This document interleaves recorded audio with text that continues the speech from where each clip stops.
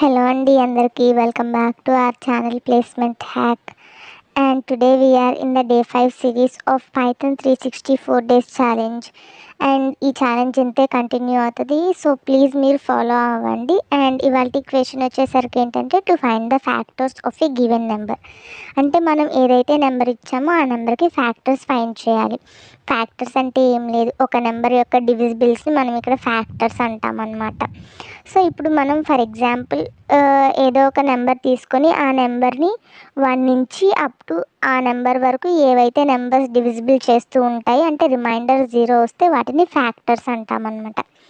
ఇప్పుడు మనం ప్రోగ్రాంలో చూసినట్టయితే మనం n=6 అని మెన్షన్ చేసుకున్నాం. అండ్ ఇక్కడ మనకి ఫర్ లూప్ కావాలి అండ్ రేంజ్ ఫంక్షన్ కావాలి. ఎందుకంటే మనం 1 నుంచి n నెంబర్స్ వరకు చెక్ చేయాలి కదండి. సో అందుకని అనమాట. ఇక్కడ మీరు రేంజ్ ఫంక్షన్లో చూసినట్టయితే n+1 వరకు ఇచ్చాము. ఎందుకంటే పైథాన్లో రేంజ్ అనేది n-1 తీసుకుంటుంది. ఫర్ ఎగ్జాంపుల్ ఇక్కడ మనం n=6 అని ఇచ్చాము. పైథాన్ రేంజ్ ఫంక్షన్లో 1 to n అని ఇచ్చామనుకోండి, అది 5 తీసుకుంటుంది. సో కానీ మనం ఎక్కడి వరకు చెక్ చేసుకోవాలి, 6 వరకు చెక్ చేసుకోవాలి కదా. సో అందుకని మనం n+1 అని ఇస్తాము. అప్పుడు మనకి n+1 అంటే 7 తీసుకునేది -1 వరకు కాబట్టి మనం 6 వరకు తీసుకుంటుంది అనమాట. And then next if block రాస్తాము. And n modulus of i = 0 అయితే మనకి నెంబర్స్ ప్రింట్ అవుతాయి. ఆ నెంబర్సే మనకి ఫ్యాక్టర్స్ అనమాట. అండ్ ఇక్కడ నెక్స్ట్ మీరు చూసుకున్నట్లయితే మనం ఇన్పుట్ అని ఇచ్చాము. ఈ ఇన్పుట్ అనే ఫంక్షన్ని మనం లాస్ట్ 2 days నుంచి డిస్కస్ చేసుకుంటూనే ఉన్నాము. అంటే ఏంటంటే యూజర్ డిఫైన్ చేసిన ఇన్పుట్ అనేది తీసుకుంటుంది. And at the same time program అనేది మనం నెంబర్ ఆఫ్ టైమ్స్ రన్ చేయొచ్చు అనమాట. ఇక్కడ మీరు చూసుకున్నట్లయితే నెంబర్ 6 అని ఇచ్చాము. ఫ్యాక్టర్స్ వచ్చేసి 1, 2, 3, 6 అనమాట.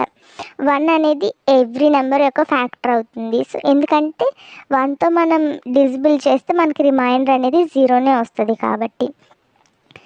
అండ్ నెక్స్ట్ మీరు చూసుకున్నట్లయితే ఎంటర్ ఒక నెంబర్ తీసుకున్నాము, 10 అని తీసుకున్నాము. 1, 2, 5, 10 ఇలాగా మీరు ఇందాక ఈ ప్రోగ్రామ్కి డిఫరెన్స్ చూసినట్లయితే ఇందాక అవుట్పుట్ అనేది 1/1గా వచ్చింది. ఇప్పుడు సింగిల్ లైన్లో కామా సపరేటెడ్గా వచ్చింది. దీనికి రీజన్ ఏంటంటే మనం ప్రోగ్రాంలో ఎండ్ ఫంక్షన్ని యూజ్ చేసాము.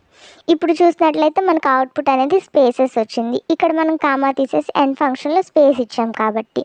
సో ఎండ్ ఫంక్షన్ యూజ్ చేసుకొని ఏంటంటే మన ప్రోగ్రామ్ అవుట్పుట్ అనేది ఎలా కావాలంటే అలాగా మోడిఫై చేసుకోవచ్చు అనమాట. ఇక్కడ మీరు గమనించినట్లయితే మనకి నెంబర్ 25 ఇచ్చాము అండ్ డబుల్ కామా స్పెసిఫై చేసామన్నమాట. సో అందుకని మనకు అవుట్పుట్ 1, 5, 25 వచ్చింది.